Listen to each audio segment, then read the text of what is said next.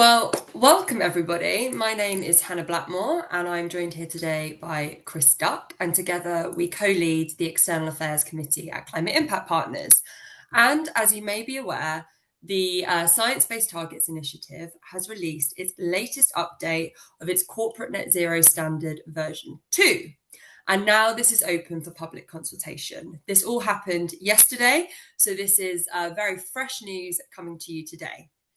So they had their initial consultation, which closed in June this year, and we fed back into that along with some of our clients as well. So thank you to everybody who participated in that. And since then, they've taken on board key feedback with an aim to try and create a more pragmatic and actionable framework. So the consultation now for this version runs until the 8th of December, so just a month. And then the final standard is expected in 2026. We don't have an exact date around that just yet. And it will become mandatory from 2028. So, as I said, we'll be responding to this consultation and would like to support our clients to do the same. So please do let us know if anybody would like to respond with us. There is a contact us page on this website where you'll be able to submit any questions you have, or whether you'd like to feedback any specifics into this. So why is this important? This is the first time that the SBTi has actually created a structured mechanism for recognising carbon credits in corporate net zero strategies.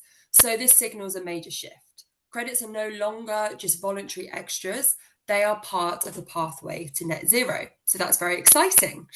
And so key areas that this draft introduces, which we'll be talking through today, are the introduction of an ongoing emissions responsibility framework to formally recognise companies that take responsibility beyond their value chain, including through carbon credit purchases. So we've spoken about this previously as beyond value chain mitigation. Carbon credits are being explicitly included, and Chris will get into what that really means.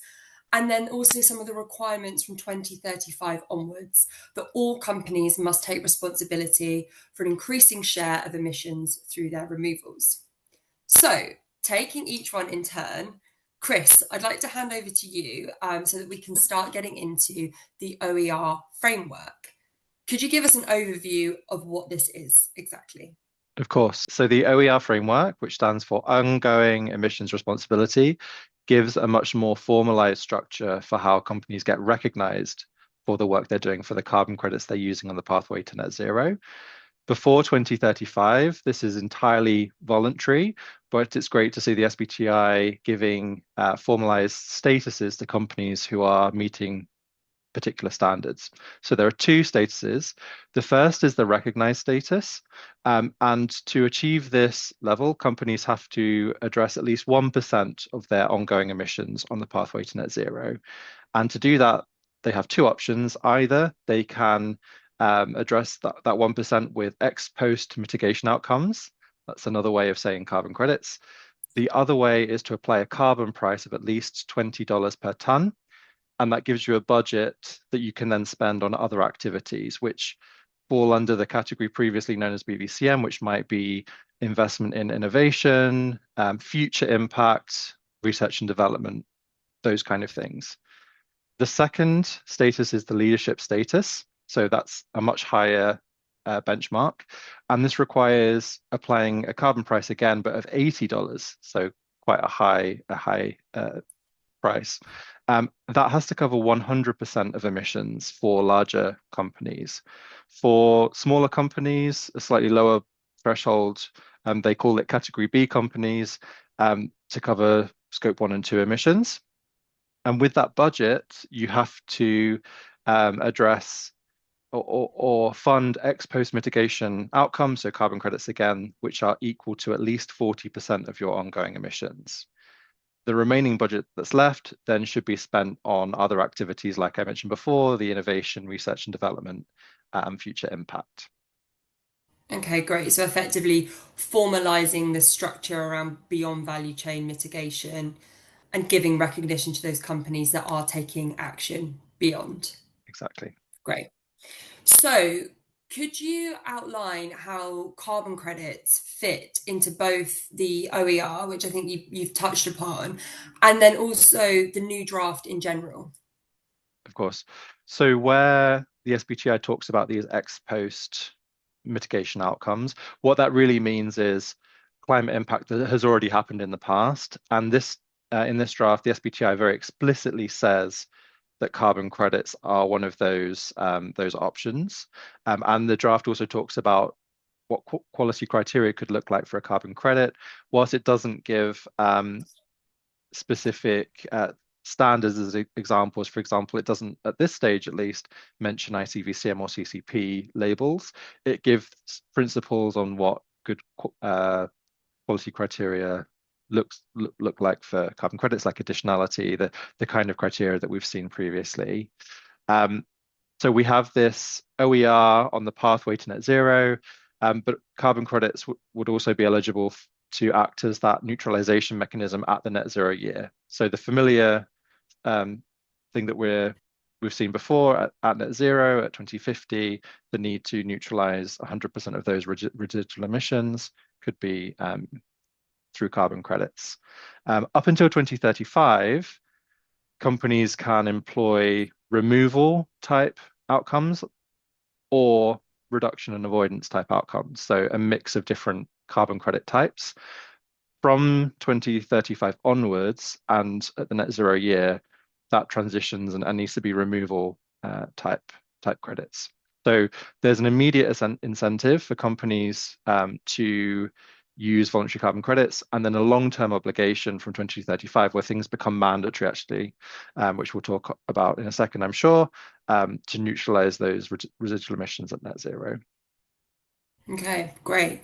So actually, yeah, let's get into these new requirements post 2035. Can you give us an overview of those changes as you talk about this mandatory transition? Yes. So pre 2035, we have these two labels for recognition that I've just mentioned. That is entirely voluntary, but what the SBTi is looking at doing from 2035 from about a decade from now is making these mitigation outcomes mandatory. And so whilst the SBTi has more work to do to define what that is, the SBTi wants companies to take responsibility for a share of their ongoing emissions from 2035 up to their net zero year. They haven't defined exactly what percentage of emissions would need to be covered, and that's part of the consultation. But the key message is it's becoming a mandatory requirement. And as I mentioned before, from 2035, those mitigation outcomes would need to be removal type activities. Okay. And actually, an area we haven't yet kind of touched upon. So, we know that previously the SBTi has outlined views around durability of carbon removals. Yes, So, have they included any further information on this? they have. In the previous consultation or previous draft, sorry, they had given a bit of information, but it's been clarified in this draft. It's quite explicit, which is useful.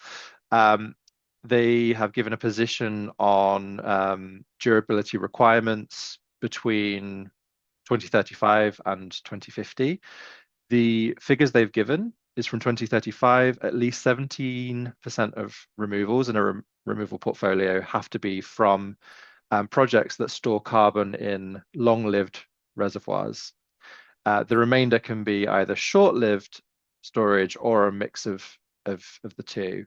And the goal is that that percentage of long-lived removals has to increase from 2035 up to 2050.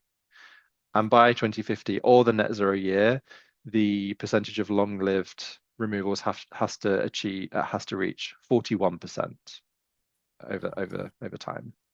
The definition of what long and short-term storage means is, again, it's clearer. The SBTi has defined removals with long-lived reservoirs as storage of carbon for centuries to several millennia, and short-lived as storage for decades. So this gives an important role for both nature and those tech-based removals. Okay, great, thank you. And So, what do you think this means then for carbon credit demand? Well, I think the position in the latest draft from the SBTi is very positive for carbon credits. It's a real endorsement of their importance on the transition to net zero. So, short term, I expect we will see an increase in demand for carbon credits generally, but certainly for nature-based solutions, and most likely those short-lived removals as companies seek to achieve those the recognition tiers that we talked about at the very start.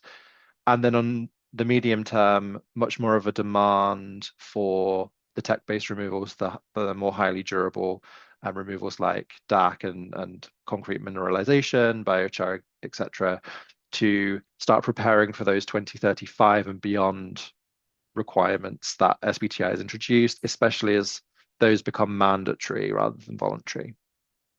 Okay. And when does this become mandatory? So the SBTi is giving a bit of a grace period, so companies don't suddenly have to jump into a new standard as soon as it's released.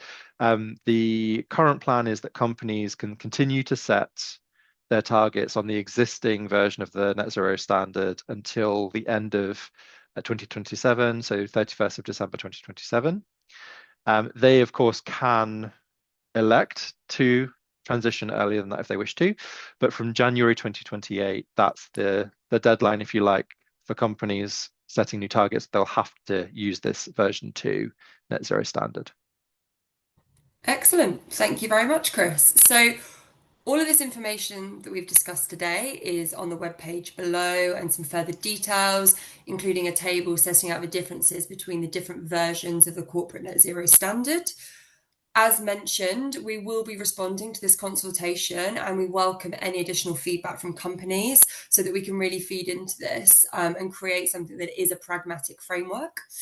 Um, Also, if anybody would like to speak to us further about what these changes mean for your carbon credit strategy, please use the contact us button on the webpage or contact your account manager. We are more than happy to help. And we hope that this has been a nice, helpful introduction to those key changes. Thank you.